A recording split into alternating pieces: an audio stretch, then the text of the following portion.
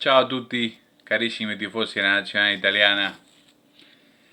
Sin dudas, vamos a hacer un podcast que es el que no queríamos hacer. Jamás hubiésemos pensado de hacerlo siquiera. Cuando arrancamos con este que se llama Italia Road to World Cup 2026, Italia rumbo al Mundial 2026. Estaba claro que, bueno, teníamos la esperanza de que Italia sí estuviera en esta Copa del Mundo. Ayer Italia ha quedado fuera de la misma en la clasificación, en el partido de repechaje, en la final de la ruta del repechaje europeo contra Bosnia y Herzegovina. Claramente no estoy diciendo ninguna novedad. Todo el mundo del fútbol está al tanto de lo que pasó hace, 24 horas atrás.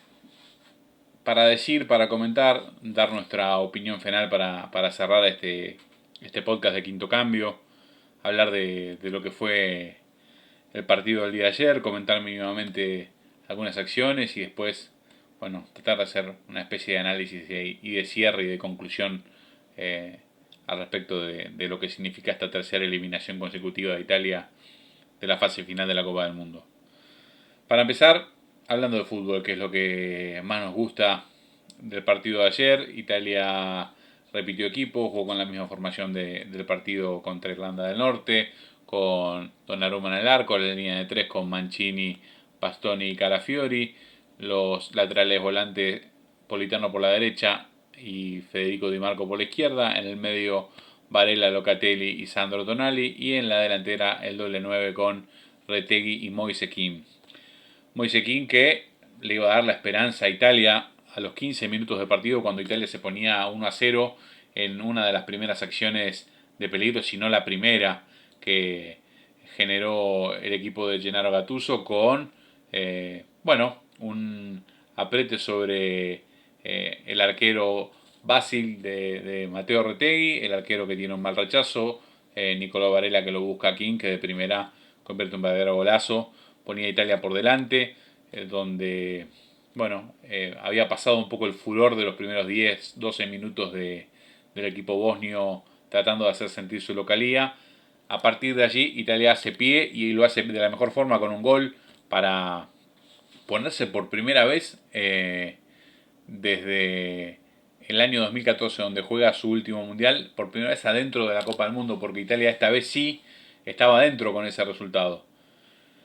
A partir de allí, bueno, lo que todos sabemos, un trámite de partido que, si bien no era absolutamente favorable para Italia, no sería cierto si uno dice eso, tampoco corría grandes riesgos. Era un partido que atravesaba con las limitaciones del equipo bosnio para crear juego, basándose históricamente en el juego aéreo, donde tenía supremacía y solía ganar en las dos áreas, por lo menos es lo que pasaba en el día de ayer. Italia, aprovechando e intentando que no lo desborden por ninguna de las dos bandas y aprovechando a los tres centrales para despejar cuando los pelotazos llegaban de manera frontal.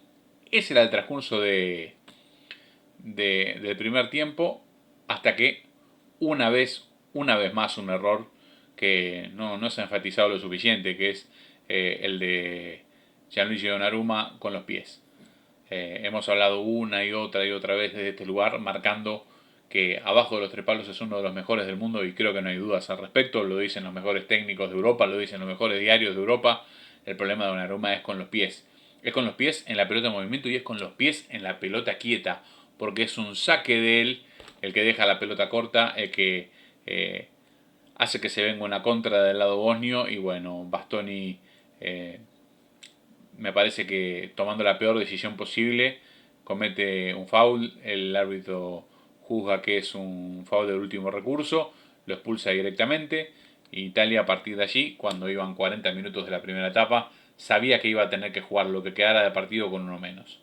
El entrenador utiliza un cambio, saca a Matteo Retegui para volver a conformar la línea de tres defensores, entra Federico Gatti, que fue la verdad bastante maltratado por la prensa. Yo realmente no lo vi jugando un mal partido a Gatti.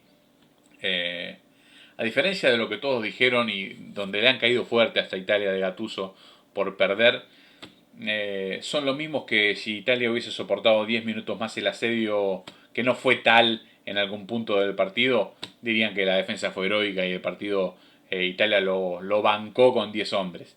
Así que por eso está bueno que hablemos un poco de lo que pasó realmente en la cancha, más allá de ponerle peso emotivo al análisis.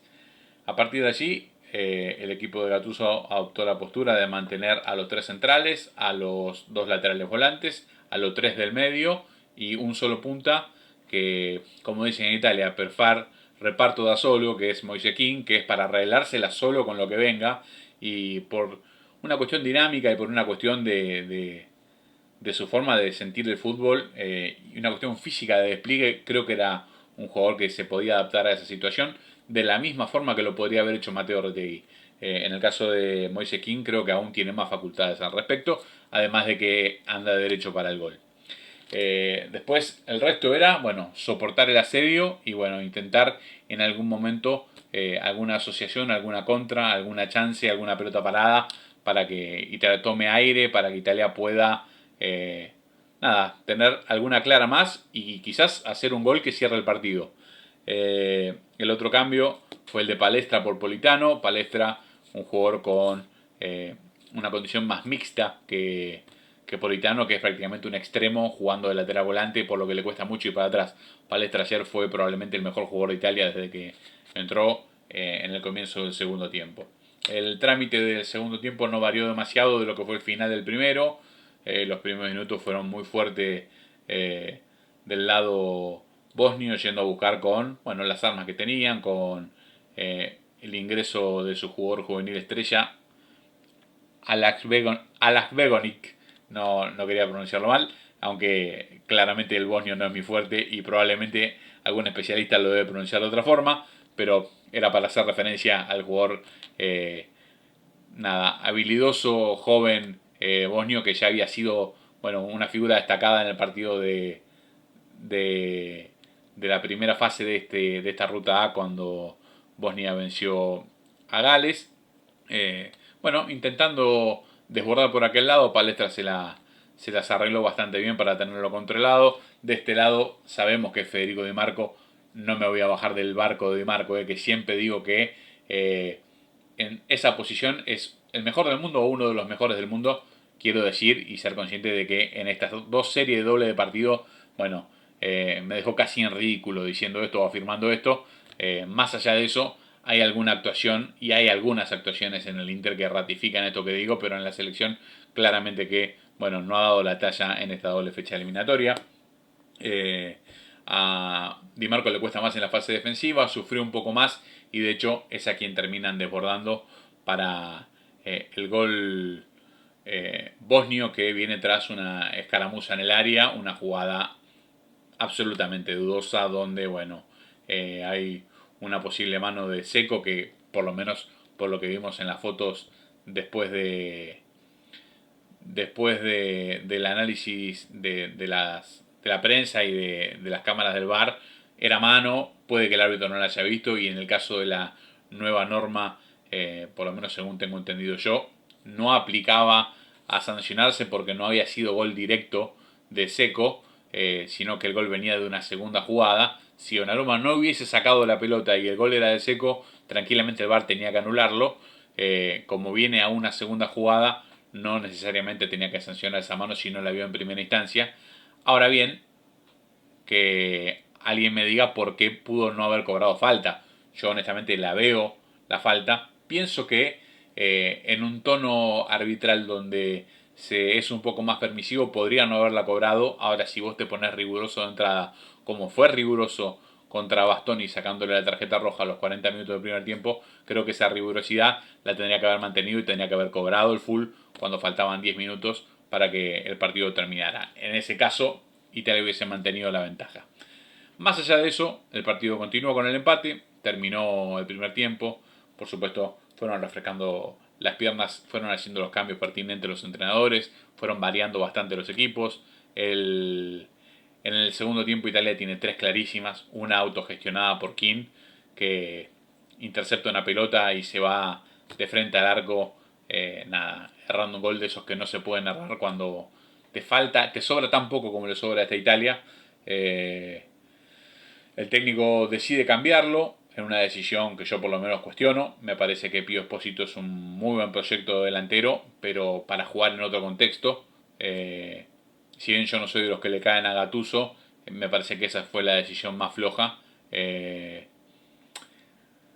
Y nada, saber que cuando tenés un centro delantero que tiene tan poca movilidad como Pío Espósito, más allá de sus 20 años, porque es un delantero más posicional, es un 9 más de área, y vos vas a jugar lejos del área contraria, bueno, un tipo como King te resuelve bastante de eso con el movimiento que puede hacer por todo el frente de ataque. Alguno podrá decirme, estaba cansado, en ese caso es una cuestión más interna de lo que podemos saber o ver desde afuera, donde realmente no pareció un cambio acertado o pareció demasiado pronto, al menos. Más allá de eso, en un muy buen desborde de Palestra, Pío Espósito la tuvo y la tuvo, porque es otra pelota que se va apenas por encima del travesaño en un centro atrás, y tuvo una tercera ya en el tiempo suplementario cuando el arquero bosnio, bueno, le tapó un remate, un cabezazo con las manos y la mandó al córner. Esas fueron las tres calas de Italia. Por el lado bosnio decir que obviamente llenaron de centros el área italiana. Los centrales respondieron sin ser especialistas en la marca. Lo hemos dicho un millón de veces, lo hemos criticado hasta el hartazgo. El nivel de los centrales italianos marcando, a diferencia de lo que son con el pie, bueno, en la marca hombre a hombre claramente no es su fuerte. Sin embargo, ayer yo por lo menos no les caigo por eso. Creo que habían logrado mantener por lo menos eso en alto. El plan de Italia a partir de allí fue aguantar. En el tiempo suplementario no la terminó pasando mal. No fue un sufrimiento ni mucho menos. Yo creo que fue ya más un trámite parejo. Ya dejó de sentirse el hombre de más de los bosnios. Italia respetó mucho a Bosnia. Creo que no podemos dejar de fuera del análisis el hecho de que venía de dos falladas clasificaciones. Los jugadores italianos jugaron con una presión que el equipo bosnio no tenía. Bosnia no tenía nada para perder. Sabía que era el invitado a la fiesta, una fiesta que encima era en su casa, razón por la cual jugaba libre de culpa y de cargo y de presiones. Todo eso recaía sobre la espalda de un equipo italiano que claramente carece de un liderazgo dentro de la cancha que pueda salvarlo y de jugadores de primera talla mundial a nivel crack. Yo creo que tiene muy buenos jugadores Italia, algunos en mejores momentos que otros, pero ninguno no tiene, como dicen en Italia, un fuoriclase, como antes abundaban dos o tres por línea. En este caso no lo hay, quizás el que esté más cerca de eso sea Sandro Tonali, que siempre da la cara por Italia. Ayer Nicolò Varela también jugó un buen partido, Locatelli no se le puede caer en los 70 minutos que estuvo en cancha. Después entró muy mal Brian Cristante en su lugar, otro cambio cuestionable para el entrenador. Decíamos el buen cambio de Palestra por Politano. Di Marco en un nivel pésimo, pésimo, un jugador importantísimo para Italia, jugó en un nivel pésimo como le viene costando a todo el bloque del Inter, que lo hemos dicho desde acá. Para mí la decisión correcta era armar una selección italiana en base al bloque del Inter, que es el equipo dominante italiano en los últimos años y que además es el que emplea más italiano de los equipos importantes. Sin embargo, le terminó costando este momento de la temporada del Inter, que no es bueno, a la selección por este momento. Marcar que el arbitraje ha dejado mucho que desear, no fue un buen arbitraje el del árbitro Turín. Y nada, creo que debería haber sacado una roja para, lo quiero leer bien, Mujaremovic en la falta sobre Palestra en el primer tiempo extra. Me parece que se aplicó el criterio rígido con Bastoni, debería haber hecho lo propio, debería haber expulsado al jugador bosnio e igualar la cantidad de jugadores por equipo cuando aún faltaban algo así como 18 minutos más el descuento. Nada, un momento que podría haber sido clave porque Italia siguió jugando con un hombre menos y jugó prácticamente 80 minutos con un hombre menos en el fútbol actual. Bueno, es un condicionante tremendo. Decir que del lado de Bastoni, un defensor de talla mundial, se dice que lo quiere Barcelona, no saber decir en ese momento que es preferible que te hagan el gol a pegar una patada que te obligue a ser expulsado, sabiendo que, bueno, como lo dicen hoy las estadísticas, no lo decimos desde acá, jugar con un hombre menos tanto tiempo, bueno, es muy difícil que un equipo te gane cuando tiene un hombre menos por tantos minutos. A partir de allí, bueno, más de lo mismo, lo que sabemos. tanda de penales, un especialista como Naruma no pudo tapar ninguno, decisiones cuestionables como poner a Pío Espósito, un juvenil de 20 años, a patear el primer penal, cuando uno cree que tendría que haber ido otro jugador. Del lado bosnio convirtieron los 4 jugadores, del lado italiano Pío Espósito y Brian Cristante terminaron no haciendo lo propio, fueron los que fallaron. Tonali sí pudo convertir el penal que le tocó, que fue el segundo. Italia se queda afuera. Parece una pesadilla realmente para todos los que amamos el fútbol italiano. Algo muy doloroso, algo que no se puede digerir. La tercera vez de manera consecutiva que Italia se queda fuera del Mundial. Y nada, tristeza que nos aborda a todos, que todos sabemos que nada, va a pasar mucho tiempo hasta que las cosas vuelvan a ser como alguna vez fueron, si es que Italia hace las cosas bien, para empezar a despegar de esta pesadilla de 12 años. Tendrá que tomar las decisiones que no han tomado hasta ahora para que haya una buena limpieza de cabeza, se tomen decisiones acertadas, empecemos a tener respuestas de por qué con una cantidad de técnicos italianos en la elite mundial ellos no dirigen a la selección. ¿Por qué tenemos un Ancelotti en Brasil cuando nunca dirigió a Italia? ¿Por qué el seleccionador de Italia es Gattuso, con una magra experiencia en clubes, y no le caigo a Gattuso? Que sin Gattuso por ahí Italia no hubiese ni siquiera llegado a este lugar, porque llegó y con lo que tiene, que es más que la táctica y la técnica, es contagiar, es la energía, hizo que este equipo, este grupo se motivara, se movilizara, intentara llevar la carga hasta el último partido, y de hecho no perdió Italia, solamente perdió, es cierto, de manera bastante fea con Noruega de local, pero después, como lo decíamos desde acá, le ganó a todos los que tenía que ganarle, a todos los que están por debajo de Italia en la consideración. Ayer fue el partido pendiente, que era el más importante, es cierto, pero ni siquiera con un hombre menos durante tanto tiempo Italia llegó a perder el partido. Para revisar, bueno, de la FIG, de la Federcalcio, deberían irse todos. Cuando vos no tenés ningún peso específico para señalar cosas del arbitraje, para que en las dudas, en las dudosas vayan siempre en contra, para que no te vuelva a arbitrar un árbitro que te arbitró contra Macedonia del Norte hace 4 años cuando te quedaste fuera del Mundial, para que este sistema de reclasificación, de repechaje, en el que vos ya caíste 2 veces anteriormente a este, se juegue de manera diferente. Es completamente injusto que uno de los equipos tenga que jugar en condición de visitante la final sin mérito deportivo de por medio, porque no es que es el primero del ranking, es el que va a ser local en el segundo partido, no, es por una cuestión de sorteo. Vemos en la clasificación de UEFA que un equipo como Suecia, que hizo una clasificación espantosa por haber ganado el grupo C de Nations League, termina jugando el Mundial porque pasó en el repechaje. Y vemos otros equipos como Italia que perdieron solamente 2 partidos en toda la clasificación y se quedó afuera. Hay algo que UEFA tiene que replantearse para que vayan los mejores al Mundial. Después, esta Italia poco tiene que ver con las Italias campeonas de todo, pero estamos completamente de acuerdo. Lejos del nivel, lejos del rendimiento, lejos de entre lo potencial y lo que demuestran en cancha.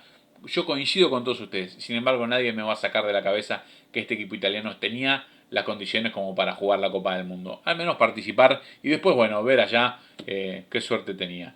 Es realmente un golpe durísimo para el fútbol italiano, uno más, pero tendrá que ser el ultimátum, tendrá que ser el decisivo para cambiar las cosas de manera definitiva, para que el fútbol italiano vuelva a hacerse fuerte, para dejar de tener tantos extranjeros en la Serie A, para que haya lugar para los juveniles italianos que tienen categoría, porque los torneos europeos eso dicen, porque hace 3 años atrás Italia fue subcampeón mundial sub-20 y de ese equipo solo vemos a Pío Espósito teniendo algunos minutos en la selección mayor. Los demás vaguean por diferentes equipos de la Serie A y B con nada, puñados de minutos, cuando vemos a algunos extranjeros jugando en Italia que realmente, bueno, podríamos decir que están al menos en el mismo nivel, si no por debajo. Eso es para que los clubes tengan conciencia, para que la FIC tenga conciencia, para, bueno, intentar poner alguna norma allí para que el fútbol italiano vuelva a movilizarse,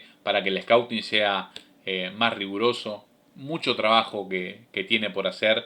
Esperemos que Gravina deje su puesto después de lo que pasó. No puede permanecer allí.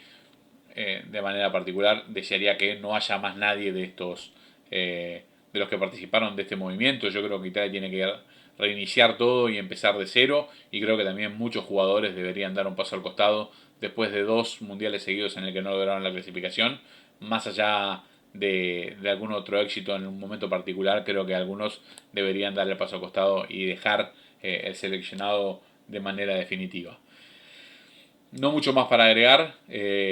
Sí, el hecho de que esta es la peor de las 3 eliminaciones. Es la más dolorosa porque en el primer repechaje contra Suecia, en un mano a mano, Italia pierde el partido de ida, gana el de vuelta, perdón, pierde el partido de ida, empata en el de vuelta en San Siro. Si bien estuvo más cerca que Suecia, no jugó del todo bien. Recuerdo algún fallo arbitral, un penal increíble que no le dieron, pero eh, Suecia era un equipo duro, se sabía en la previa que iba a ser así.